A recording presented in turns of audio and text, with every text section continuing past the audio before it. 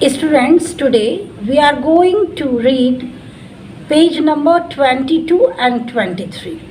She thought for a minute and said, "My lord, wait. I know why I was walking up and down that street. I had given some gold to the goldsmith to make same jewelry for me. He was a lazy scoundrel. He made so many excuses, said he would give it now and he would give it then, and so on all day he made me walk up and down to his house a dozen times. Goldsmith is a person who makes ornaments out of gold. Scoundrel means a dishonest person. The dancing girl transformed the blame onto another person. She said that she was moving around in this land again and again because she had to go the goldsmith shop. She had given some gold to him to make jewelry out of it. He was a very dishonest person according to her, and he always makes several types of excuses for not making her ornaments in time. He kept on asking her to come after some time.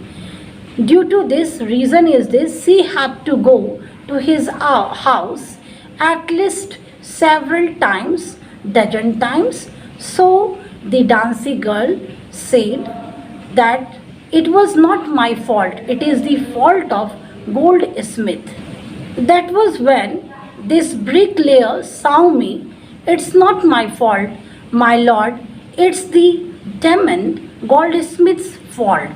Further, this dancing girl says that, sir, you are saying that I have done fault, that when the bricklayer saw her and got distracted, it was the fault of goldsmith because of whom she was roaming in the land again and again. The girl said, due to goldsmith's fault, I have to go several times.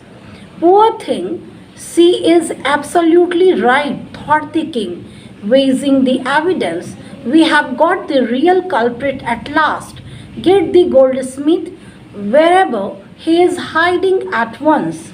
Now, the king says that the poor dancing girl was totally right. He thought a lot and finally said that now they knew who the real culprit was. He ordered to bring the goldsmith. The king's bailiffs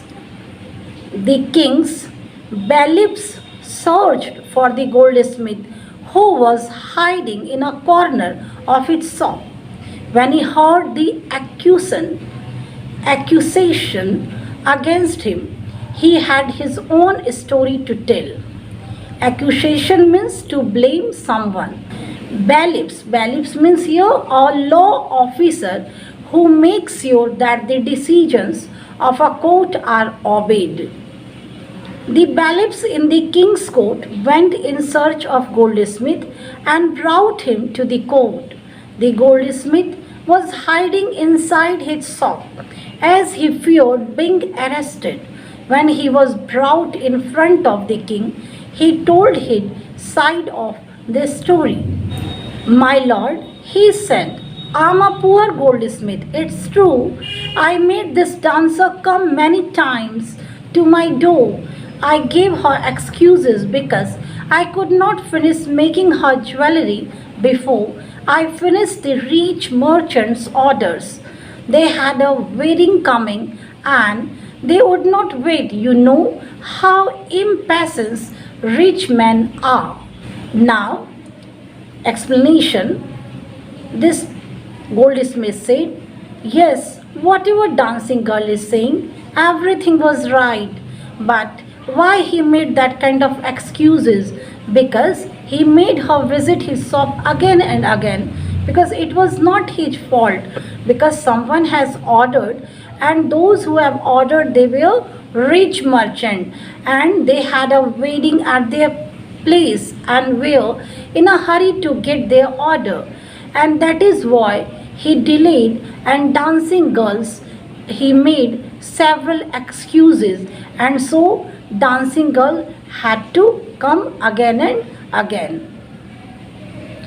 Who is the rich merchant who kept you from finishing this poor woman's jewelry, made him walk up and down, which distracted this bricklayer, which made a mess of his wall, which has now fallen on an innocent man and killed him? Can you name him? Then the king asked the goldsmith to name the rich merchant. You have to tell me what is the name of this rich personality. The goldsmith named the merchant, and he was none other than the original owner of the house whose wall had fallen. Once again, the excuse comes in the same person from where the story started. Now, justice has come full circle, thought the king, back to the merchant. It started to the merchant and comes once again back to the merchant. When he was rudely summoned back to the court, he arrived crying, "It was not me, but my father who ordered the jewelry. He is dead. I am innocent." The goldsmith said that the merchant was the same merchant whose house wall had fallen down. And now we are coming that justice has come once again in the same place. Full circle means that the story ended at the same person from whom it started.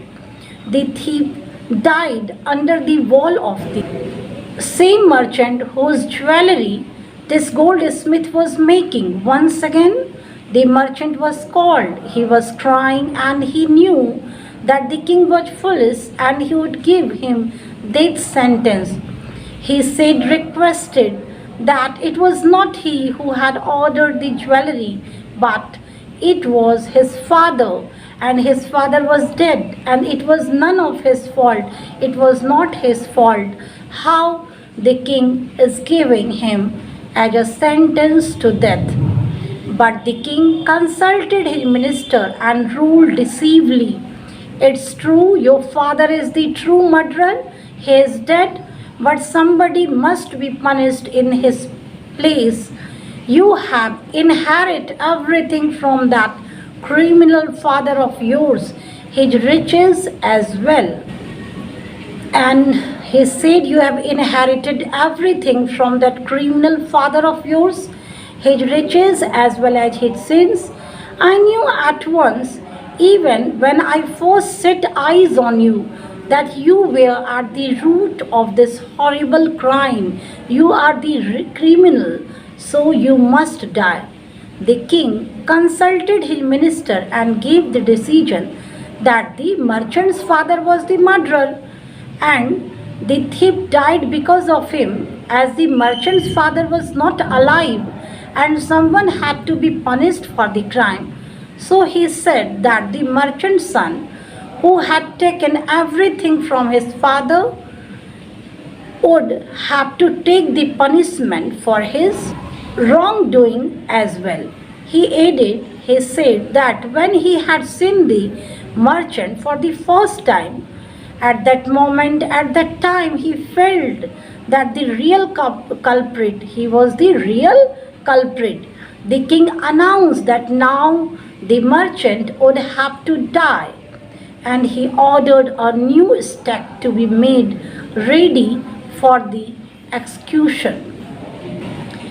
As the servants sharpened the stake and got it ready for the final impaling of the criminal, it occurred to the minister that the rich merchant was somehow too thin to be properly executed on the stake.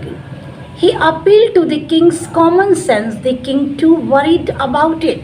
Here, a stake means a post with a sharp pointed end used to pierce through something, and execution means an official killing of someone. Impaling means to push a sharp pointed post through something. When this new weapon was getting ready, the minister felt that the merchant was very thin and he could not be executed in this way. He told this to the king, and king got worried. Now the king said, "What shall we do?" He said, when suddenly it struck him that all they needed to do was to find a man fat enough to fit the stake. The king got an idea that they should catch hold of a man who was fat enough to be executed with the stake. The merchant would not be put to death because he was too thin to be executed with a stake. They thought of punishing another person instead of the merchant, one who was fat enough to be executed with a stake. The servants were immediately sent all over the servants were immediately sent all over the town looking for a man who would fit this stake, and their eyes fell on the disciple who had fattened himself for months or on bananas and rice and wheat and tea. Finally, the king sent his servants everywhere around the kingdom to look for a man who was fat enough to be executed with the stake. They found the Guru's disciple who had become very fat because of overeating. Thank you. Have a nice day.